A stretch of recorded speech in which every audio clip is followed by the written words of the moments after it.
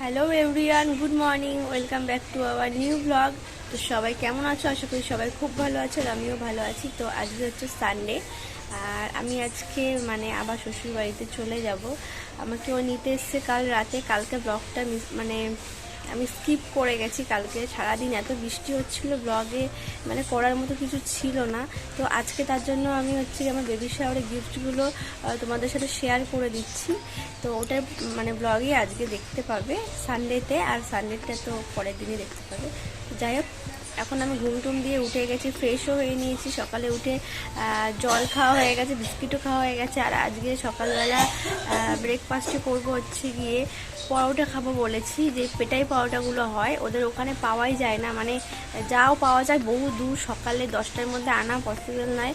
তো ভেবেছিলাম বাপের বাড়ি এসে কদিন খাবো, বাট ভুলেই গেছি পেটাই পরোটার কথা।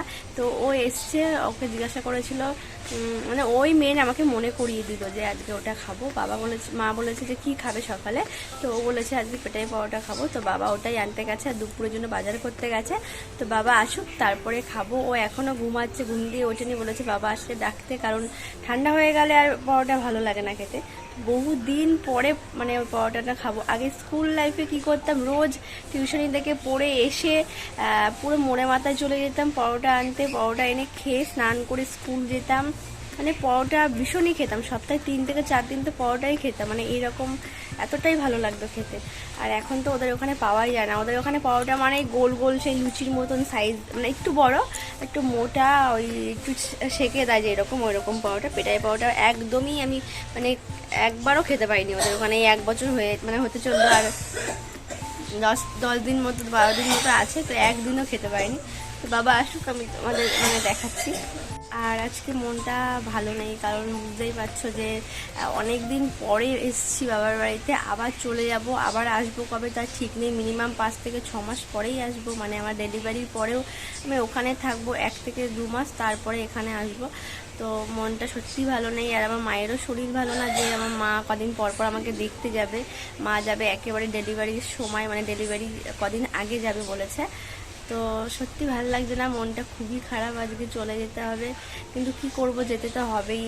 চেক আপ আছে আমার, কটা টেস্ট আছে, ব্লাড টেস্ট তো করতে হবে। তার জন্য মেয়েদের লাইফটাই ওটাই, যে বাপের বাড়ি থেকে শ্বশুর বাড়ি চলে যেতেই হবে, যতদিনের জন্য বেড়াতে আসো না কেন। আর মেন বেশি খারাপ লাগে এতটা লং ডিস্টেন্স, যে মন চাইলে আসতে পারি না। আর এখন তো একদমই সম্ভবই নয় আসা, ট্রাভেল করা একদম সম্ভব না। জার্কিং করে আসা এটা এখন করা ঠিক হবে না। আজকে যাব, আবার কবে আসবো ভাবলেই কেমন একটা লাগছে, যে কতদিন বাড়ি দেখতে পারবো না, এরকম এরকম লাগছে, ভাল লাগছে না। এই যে পেটাই পরোটা চলে এসছে, পরোটা, পনিরের তরকারি, ডাল দিয়ে, আর এটা হচ্ছে কি রসগোল্লা আর কালাকাঁদা। আমি খেতে বসে পড়েছি, ও ফ্রেশ হয়ে এসে খাবে। ঘুম দিয়ে উঠলোই 10টায়, তারপর ফ্রেশ হয়ে খেয়ে দিয়ে আবার সেই খাটে এসে ঘুমে কি হচ্ছে না? বাড়িতে ঘুমাওনি? ঘুমাবো না কেন, কাজ নেই কোনো, এসে তো কি করব। ওখানে থাকলে তো নয় বন্ধু বান্ধবদের সাথে আড্ডা ফাড্ডা মারতে যাবো, যাও বাইরে যাও। বাইরে গিয়ে বসে কি করবো।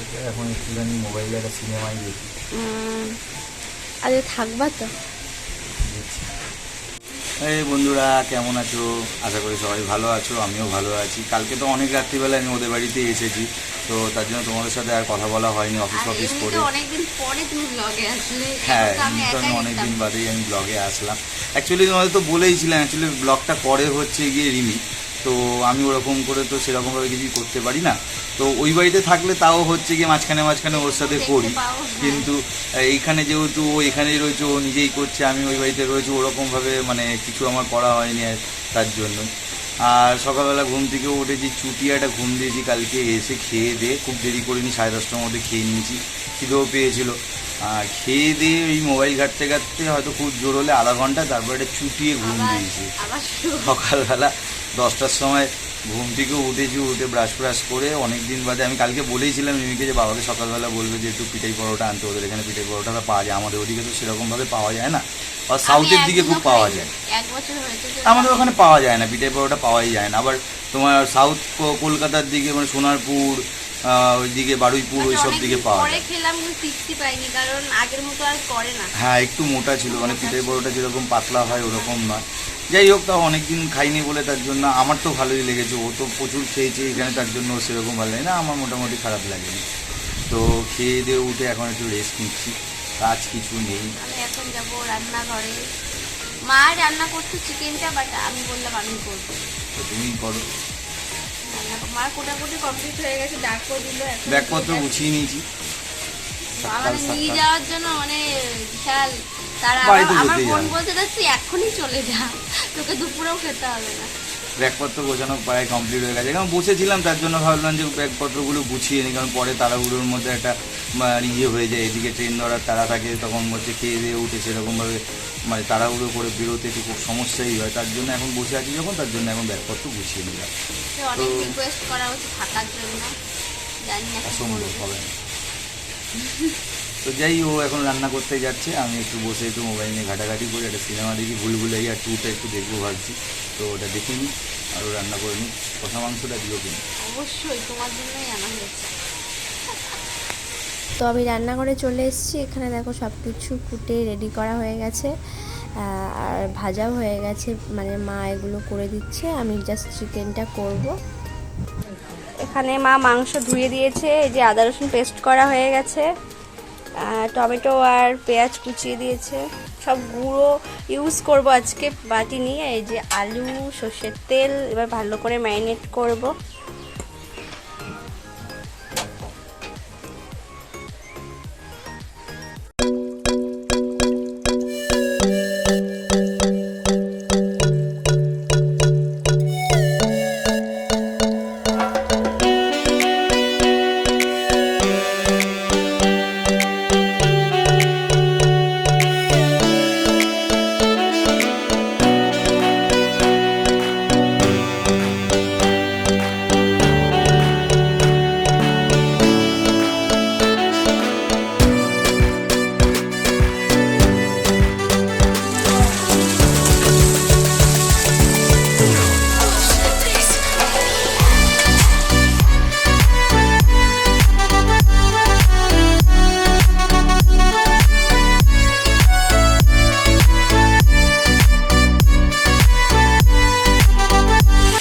এদিকে গাটি আলুর তরকারি করে দিচ্ছি মাকে। মা তো মাংস খাবে না, আর ডাল হয়ে গেছে, শাক ভাজা হয়ে গেছে মার, আর মাংস প্রায় কষে এসছে।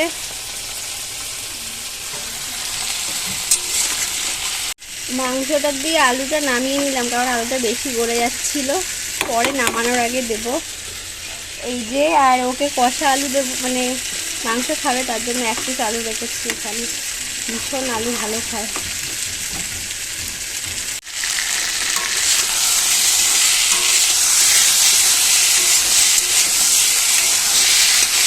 ওদিকে রান্না হচ্ছে, এখন আমি ফল খাবো, কোনটা খাবো বুঝতে পারছি না। বাবা এনে রেখে দেয়, খাই না, শুধু আমি খাই, এইটার দিকেই নজর আমার। তো যাই হোক, আজকে খেতে হবে না, নষ্ট হয়ে যাবে, চলে যাবো বাড়িতে। লেবুটা আর বেদানাটা খেয়ে নেবো। আমার মাংস কষানো হয়ে গেছে, এই যে খাচ্ছে। কেমন হয়েছে? আমি খাবো না, হ্যাঁ আমি ফল খেলাম, তার জন্য খাবো না, এখন খেলেই গ্যাস হয়ে যাবে। তুমি খাও। তো মিনটা দিয়ে দিদির একটা পার্সেল এসছে, তোমাদেরকে ওটা আমি আনবক্সিং করে দেখাচ্ছি।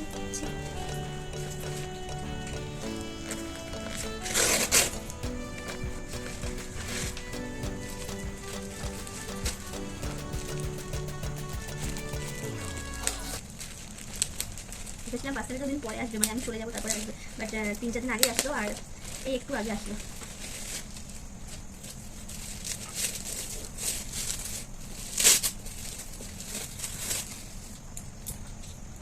এইভাবে প্যাকেজিংগুলো করে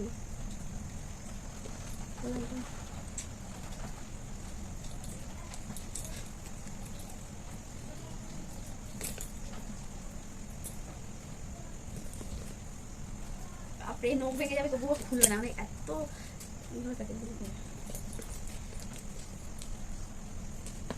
তো একটা দেখো এরকম ডিজাইনের, এটা হচ্ছে কি কালারটা গ্রিন কালার, বাট না ডার্ক গ্রিন না লাইট গ্রিন, এই গ্রিনটাকে কি বলে, তার সাথে ব্ল্যাকের সাথে হচ্ছে গিয়ে একটা কম্বিনেশনের ব্যাগটা রয়েছে। এটা মানে ডিজাইনটা বেশ সুন্দর লাগছে, আর যেরকম ভেবেছিলাম ওরকমই এসছে। মানে একটু কিছু জিনিস ক্যারি করা যাবে, একদম ছোটও না। আগের দিনের ব্যাগটা যেমন একটু ছোট এসেছিল, বাট এর একটা ভেতরে এমনি একটা জায়গা, আর এদিকে হচ্ছে গিয়ে আর একটা বক্স মতো করা, আর এখানে একটা চেন দেওয়া আছে। তোমরা চাইলে খুচরো টাকাও রাখতে পারো বা যাই হোক কিছু রাখতে পারো। আর পেছনে এই যে এখানে আরেকটা চেন দেওয়া আছে। তো ব্যাগটা বেশ ভালো, দেখি এবার ওর পছন্দ হয় কিনা, তারপরে যদি পছন্দ না হয় আবার এক্সচেঞ্জ করতে হবে। তো তোমাদের কেমন লাগলো তোমরাও জানিও।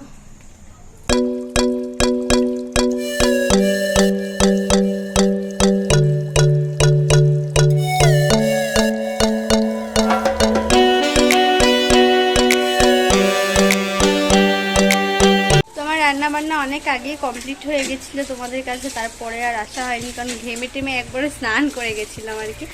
তো স্নান করে একবারে ফ্রেশ হয়ে চলে এসেছি, এখন যাব খেতে। ওকে পাঠালাম এখন স্নান করতে, ঠেলে ঠেলে যাবে না যেহেতু কষা মাংস খেয়েছে, বলছে খিদে নেই একদমই। তো যেহেতু অনেকটা টাইম হয়ে গেছে, মা বসে আছে ওর জন্য, তাই মা বললো বারবার করে যাও যাও। স্নান করে আসছে, তারপরে খেতে যাব। আর আজকে কী কী মেনু হয়েছে তোমাদের তখন গিয়ে দেখাচ্ছি। এই আসলো স্নান করে, যান তাড়াতাড়ি যান। তো আজকে দুপুরের মেনু ভাত তো কমন জিনিস, সেটা বলার কিছু নেই আর দেখানোরও। তো তার সাথে আছে হচ্ছে কি পটল ভাজা, উচ্ছে ভাজা, শাক ভাজা, এদিকে বাটা মাছের ঝোল, আর এটা হচ্ছে গাটি আলু দিয়ে তরকারি নিরামিষ, আর এটা হচ্ছে কি মুরগির লাল ঝোল, আর ওইখানে আছে টক দই। আর আমগুলো কোথায়? এই যে হচ্ছে আম, 3 রকমের 3টে আম। আমি এটা খাবো, এই আমগুলো বেশ ভালো। তো আমরা খেয়ে নিই। তো কি কি মেনু তোমার তো দেখিয়ে দিলাম, এবার খেয়ে নিই আমরা। আমার সামনে চলে যাচ্ছে, খিদেটাও লেগে গেছে, তার বেশি দেরি করে এতক্ষণ ডেকে পারা যাচ্ছিল না, চান এখন করে ওঠার পরে যেন খিদেটা বেশি পায়। আর তার মধ্যে যদি একটু সাঁতার কাটি তাহলে তার কোনো কথা নেই। গঙ্গায় চলে যাও আমাদের। হ্যাঁ রিক্স চলো, আছে। খাবার চলে এসেছে, ফিরে তাড়াতাড়ি করে খেয়ে খিদে পেয়েছে। সন্ধেবেলা এখন বেরোবো ভেবেছিলাম, দেখো এত পরিমাণে ঝড় উঠেছে, মানে এখন বাইরে বেরোনো যাবে না, মানে এত হাওয়া দিচ্ছে, বাড়ির গেটেই যেতে দিচ্ছে না মা।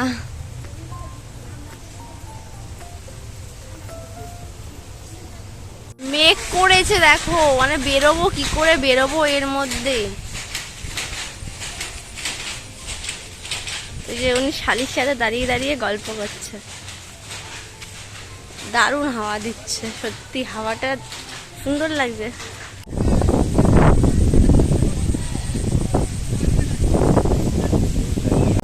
নারকেল গাছগুলো দেখো এত সুন্দর দুলছে, আর বৃষ্টি অলরেডি স্টার্ট হয়ে গেছে। হ্যাঁ, এদিকটা পরিষ্কার আকাশ, এদিকটা ঘন কালো মেঘ হয়ে রয়েছে, একদম নারকেল গাছগুলোর জন্য দারুণ লাগছে দেখতে। চলো চলো, বৃষ্টি এ দেখা, এই চা দিস দে, জিজুর জন্য চা নিয়ে এসছে। ও চা খায় না, মানে খায় বলতে রাস্তায় আড্ডা মারতে গেলেই খায়। শালি বানিয়েছে রিকোয়েস্টেড চা একদম। ও চাই কালারটা দেখে তো ভালোই লাগে। হ্যাঁ, দুধটা বেশি দিয়েছে, মানে দুধ ছাড়া ভালো লাগে না। চাই কালারটা তো একদম ঠিকঠাক। খাও দে। তখন তো তোমাদের দেখালামই, মানে প্রচণ্ড হাওয়া দিচ্ছিল, এবং হাওয়া দেওয়ার পরই বৃষ্টি প্রায় চালু হয়ে যায়। তারপর কাকা বাড়িতে ঢুকলাম, কাকা বাড়িতে ঢুকে একটু চা বিস্কিটটা খেলাম, খেয়ে তারপর চলে আসলাম ওদের বাড়িতে। এবার আজকে তো এখান থেকে আমাদের দুজনেরই চলে যাওয়ার কথা ছিল, কিন্তু এতই বৃষ্টি পড়ছে যে এই মুহূর্তে ওকে নিয়ে যাওয়া সম্ভব না। কিন্তু আমার যেহেতু কাজ রয়েছে কালকে, তো আমি আজকে বেরিয়ে যাব, আর ওকে কালকে শ্বশুরমশাই নিয়ে যাবে। বাবা বিকেলে দিয়ে আসবে। আর এখন আজকে প্রথমত ব্যাপারটা হচ্ছে গিয়ে রোববার দিন, তারপরে এরকম বৃষ্টি হচ্ছে। এবার রোববার দিন অনেক সময় ওদের ট্রেনটা ভিড়ও হয় বেশি, কারণ আজকে হাটবার বলে। বৃষ্টি না হলে হয়তো অতটা ভিড় হতো না, কিন্তু সমস্ত কিছু মিলিয়ে চিন্তা করে দেখলাম যে আজকে ওকে না নিয়ে যাওয়াটাই বেটার, তার কারণ ভিড় হলে তো খুবই অসুবিধা হবে। তো সেই সবের জন্য, তার জন্য ওনার সাথে শ্বশুরমশাইয়ের সাথে কথা হলো, তো উনি বললো ঠিক আছে আমি কালকে ওকে নিয়ে যাব, কোনো অসুবিধা নেই। তো আমি আজকে মোটামুটি ব্যাগপত্রগুলো নিয়ে চলে যাব, তো উনি কালকে ওনাকে একাই নিয়ে চলে যাবে। ওকে এখন আগাতে যাচ্ছি আমি। তো আমার এখন বউ- ওরা বললো যে একটু বাজারে যাবে, যাওয়ার পথে একটু দরকারও কিছু ছিল। কেনাকাটি করার আছে, প্লাস একটু খাবে ফুচকা। তো আমি ওদেরকে জাস্ট এগুলো করে দিয়ে টোটো ধরিয়ে বাড়ি পাঠিয়ে দেবো, আর আমি ওখান থেকে টোটো ধরে চলে যাবো। চলে যাও, আমি কালকে যাচ্ছি। ওকে থাকতে বলেছিল অনেক করে, বাট ও থাকতে পারবে না, অফিসে ইমার্জেন্সি কাজ। আর ছেলে মনে হয় বৃষ্টিতে ভিজলেও কোনো ব্যাপার না, আর আমার এখন ভেজা যাবে না। তো চলো বেরোই। তো আমরা চলে এসেছি বাজারে। এই যে ধীরে ধীরে বৃষ্টি পড়ছে। হ্যাঁ, রোলের দোকান আর কয়েকটা দোকান, এটাই তোমাদের এখানে বাজার। ভেতরের বাজার কত বড় সেটা দেখা বাজার না, এটা মানে আসলে বাস স্ট্যান্ড। পুরোনো বাস স্ট্যান্ড। হ্যাঁ, এখানে হচ্ছে গিয়ে আসলে আমাদের এখানে রেস্টুরেন্ট বলে কিছু নেই, এখানে দুটো দোকান আছে, ওখানে সবকিছু পাওয়া যাচ্ছে। কি হলো ভাই? হ্যাঁ, ও বাইরে নিয়ে যাবে।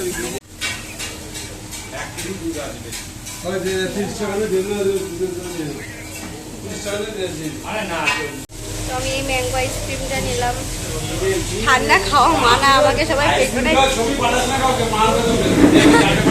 ব্লগ হচ্ছে, কাকা বলছে আইসক্রিম খাওয়া ছবি পাঠাস না, বকবে। মানে ঠান্ডা খাওয়া যেহেতু মানা, তার জন্য আমি একটুখানি খাবো, ওকে দিয়ে দেবো।